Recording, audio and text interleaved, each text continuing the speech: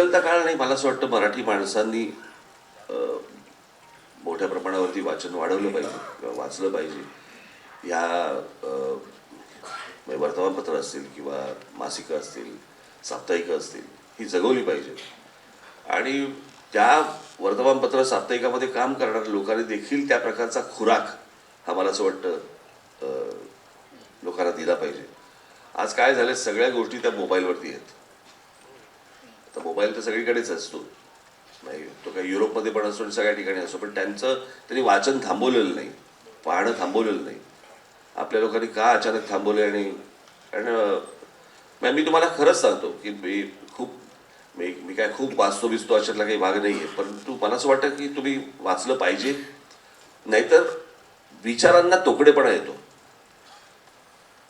तुम्ही एखाद्या लोकांशी बोलत असता, तुम्ही तुमच्या मुलांशी बोलत असता, तुम्ही तुमच्या नातेवाईकांशी बोलत असता, खास करून तुमच्या मुलांशी जेव्हा बोलत असता त्यावेळेला जर समजा त्यांना कळलं की आईकडनं वडिलांकडनं विचारांचा तोकडेपणा आहे, तर ते बाहेर शोधायला लागतो. मला ती गोष्ट, तो खुराक तुम्ही पुरवला पाहिजे. तो खुराक जर तुम्हाला पुरवायचा असेल तर तुम्ही, मला असं वाटतं, वाचलं पाहिजे, पाहिलं पाहिजे.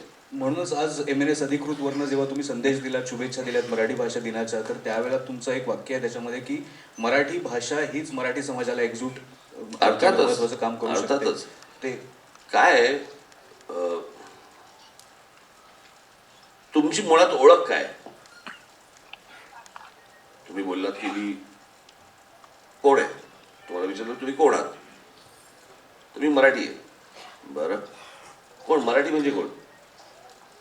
तर मी मराठी भाषा बोलणारा माणूस आहे किंवा व्यक्ती आहे. सर, भाषा, लँग्वेज ही तुमची ओळख असते. भाषेने तुम्ही जगात ओळखले जाता. कळलं का? मी नुसता फ्रान्समध्ये राहतो ह्याला काही अर्थ नाही. मला फ्रेंच बोलता येते, मी फ्रेंच आहे म्हणजे मला फ्रेंच भाषा बोलता येते. इंग्लिश येत नसेल तरी तो कमीपणा त्यांना वाटत नाही तिथे. फ्रेंच जेव्हा कट्टरपणा पण हो, घेतो दुसरे घेतो विषय.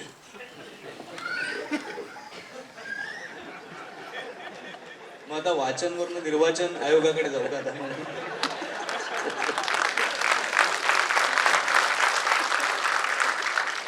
हवं ऍक्च्युली वाचन ते निर्वाचनच लिहायला बघत.